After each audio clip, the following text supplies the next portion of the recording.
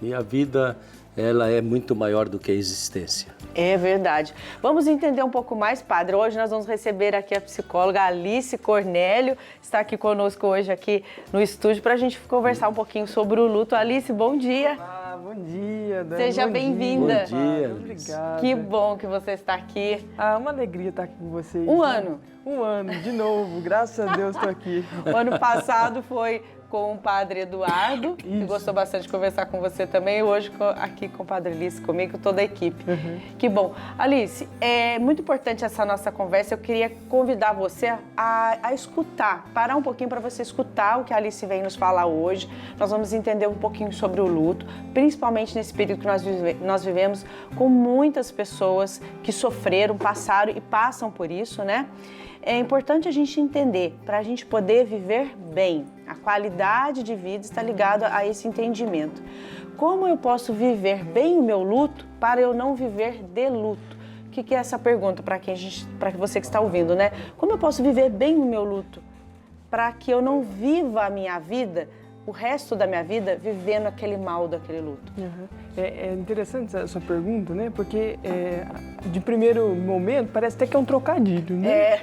Difícil de compreender. E na verdade não é um trocadilho, é uma verdade muito grande que a gente tem que se esforçar muito para fazer isso, né? Viver o luto para não viver de luto significa o quê? Significa se permitir passar por esse processo de adaptação, né? Porque o luto, ele acontece quando a gente perde uma pessoa, uma coisa que era muito significativa para a gente, né? E depois, esse momento de adaptação é que se dá o nome de luto, né? Então, se permitir viver isso, viver a dor, viver o pesar, viver tudo que compõe esse momento é importante para que a gente não viva eternamente isso. Gente, então a Alice está dizendo que é importante que a gente viva a dor, viva a saudade, passe sim pela tristeza, viva isso, consuma isso, para que você não continue vivendo com isso para o resto da sua vida. Porque agora eu também queria te fazer outra pergunta, né? Por que as pessoas acham que ela precisa, ela não pode deixar de ficar triste ou de ir ao cemitério todos os dias, como tem muitas pessoas que vão, todo mês, todo ano e tal, porque senão é aquilo como se fosse uma falta de desamor com aquele que foi. Sim, exatamente. Infelizmente tem isso, né? E isso não é nossa, que absurdo, a pessoa tá errada, tem que ser condenada. Não, muito pelo contrário, né? É a forma que a pessoa encontrou de estar vinculada ainda com quem se foi, né? Essa forma, é um modo que a pessoa encontrou, né? Sim. Mas essa pessoa precisa saber o seguinte: não é que se ela voltar a fazer as coisas que ela gostava, voltar a sorrir, ir periodicamente no cemitério, por exemplo, que ela não vai estar honrando a pessoa que morreu, né? Muito pelo contrário, o amor não morre. E isso é importantíssimo, Dani. Isso é importantíssimo. Que é importante. Essa palavra é uma verdade que liberta, né, padre? Sim. Por outro lado, eu vejo assim, a gente que vai em muitos velórios, né?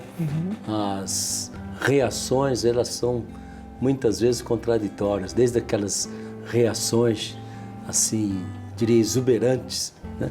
Que quase que se faz um show com a morte da pessoa, né? E dá a impressão que a pessoa não quer se desligar, não quer cortar aquele fio de ligação com quem faleceu, né? E outras que, num certo sentido, parece que estão dizendo, graças a Deus já se foi. A gente achar esse imédio virtus, né? A virtude do meio, que é exatamente de saber se despedir sem tanta tragédia, e depois essa dimensão de fé de que há algo depois da morte física, existe uma realidade que não fica no cemitério. Essa outra realidade parte para Deus. Eu acho que nós não conseguimos ainda colocar esse meio termo de reação: perda, dor, saudade, esperança, vida que continua, possibilidade eventualmente de comunicação com quem já faleceu, porque a gente encontra tantas pessoas tão serenas diante do mistério da morte, né? E o mais gostoso ainda, eu já fiz isso, ajudar a pessoa a morrer. Sim. Né? Ajudá-la a se entregar, a se abandonar. E para mim sempre foi consolador quando a gente consegue fazer isso. Mas tem tanto doente que está amarrado com as duas pernas, as duas mãos ali, não se larga, não solta, né? Como pessoas queridas, o marido, a esposa, né, que estão amarrados. Parece que tem que devagarinho libertar a pessoa para que ela possa partir. Sim, e isso, padre, é muito importante falar também, né? Porque quando a gente fala de luto, a gente está falando de vínculo rompido, né? E o vínculo é essa relação que a gente estabelece com a pessoa, né? Então, dependendo do modo que essa relação se deu durante a vida, né? Então, se foi uma relação boa, uma relação de confiança, uma relação de amor, de demonstração, né? A despedida, ela tende a ser mais fácil, né? Agora, quando o vínculo é conturbado, tem muita briga e muito ambivalente, né? Tende-se a ter uma dificuldade muito maior para conseguir ter uma elaboração do luto, né? Porque muitas vezes a pessoa não consegue perdoar, ser perdoado. Sim. Né? Arrepender, resolver. Sim. E o que você orienta, Alice, numa situação dessa em que os pais, seja quem for, né? Assim, da relação familiar, ou parente, ou amigo que morreu, e a pessoa tinha uma relação difícil e a morte traz à tona muita coisa na cabeça dessa pessoa. Independente disso, né? Como elaborar bem a morte? Que pergunta difícil, né, Dani?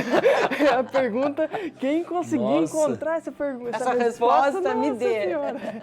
Mas é uma pergunta muito difícil, mas a gente pode pensar um pouco, né? Primeiro, essa elaboração, o luto ele tem um tempo de começar, mas ele não tem um tempo de terminar. Não tem? Não tem um tempo, um prazo fixo. Daqui a 2 anos... Mas acaba, é possível. Ele é um processo, né? Sim. Um processo de adaptação. Então, a pessoa pode, depois de anos que perdeu alguém, a mãe, por exemplo, lá uma senhorinha de 80 anos, perdeu a mãe com 10 anos, ela pode sentir a dor ainda. Sim. Né? E aí ela vai retomando essa perda, né? Sim. Mas o que você tinha perguntado, como resolver essa questão aí de um vínculo não tão bom e conseguir elaborar essa perda, né? Bom, uma dica muito boa é, se tiver acontecendo isso, procure um psicólogo, faça psicoterapia, né? Isso vai te ajudar muito. Sozinho, muitas vezes, é muito difícil fazer isso. É complicado. Né? Muito difícil. Porque, infelizmente, a gente vive numa sociedade que deixa de lado essas coisas, né? E a sociedade complica muito. Oxe. Eu acho que ela dificulta até mais, né? Se a pessoa está sofrendo, você não pode sofrer. Não. Se você, ou o contrário, né? Ou se você então vai tomar sua vida, então agora eu vou, né? Vamos supor, minha mãe morreu, então agora eu vou fazer um curso, eu vou fazer uma faculdade, meu marido morreu, então eu vou voltar a dirigir, eu vou fazer tal coisa. Mas você não pode fazer isso. Você não pode ser feliz. Por que você vai ser feliz se você precisa estar triste? Então, assim, as pessoas confundem muita gente. É importante que você, sozinha, procure ajuda, vai fazer uma psicoterapia, vai procurar um apoio, uma orientação, para você trilhar bem o seu caminho e poder viver bem, né? Colando um pouquinho no que o padre falou a respeito da morte em si, na hora do processo de enterrar, de se despedir, né?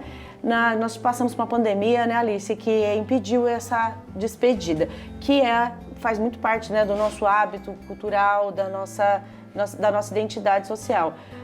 Isso realmente é muito fundamental para essa pessoa elaborar bem o luto? Sim, muito fundamental. E um dado muito importante de ser lembrado, né? Mais de 600 mil pessoas no Brasil morreram.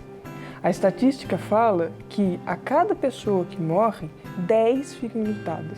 Agora, você imagina quantas pessoas no Brasil estão enlutadas nesse momento só da pandemia, né? Mais de 6 milhões. Só que no ano todo aí, muitas outras pessoas morreram de diversas outras coisas, né? Então, esse programa, Dani e Padre, é tão importante. Sim. É tão importante porque a gente está falando, a chance da gente estar falando especificamente com pessoas que estão passando por isso, por um processo de luto, é muito grande, né?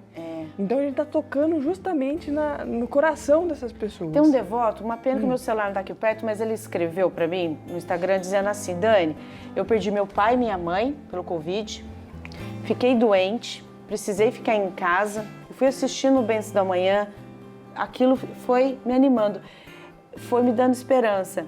Ele tem ali os momentos de dificuldades dele. Ele, gente, é um exemplo que eu estou dando. Tem muitas outras pessoas que me escrevem dando o mesmo testemunho de pais, de marido, de filhos, e que aos poucos é importante que a pessoa, além dessa ajuda, ela procure ter uma rotina que tenha situações positivas, boas, né? Com qualidade, né, Alice? Sim. Para ela ficar bem, né? Sim, com certeza.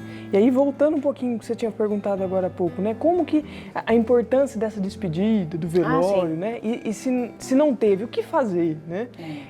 A gente precisa ser muito criativo nesses momentos, né? Muito criativo. O ser humano, além de ter capacidade adaptativa, ele tem capacidade criativa, né? Sim. Então, a relação que ela precisa, o luto para ele seguir num caminho positivo, digamos assim, a pessoa precisa conseguir dar amor, receber amor de quem morreu, né? Então, essa despedida, muitas vezes, quando ela não é possível num velório, a pessoa pode, por exemplo, né, fazer uma carta para essa pessoa que se foi, né? Fazer algum ato, plantar alguma coisa, né? Alguma coisa que fazia sentido. Que faça, isso, né? Memória para essa exato, pessoa. Certo. memória, fazer memória. Eu acho que é muito importante, né? Porque há pessoas que vivenciam o luto de uma forma tão negativa que não vale a pena. Elas se amarram totalmente àquele momento e não abrem, não libertam a pessoa que está partindo, né?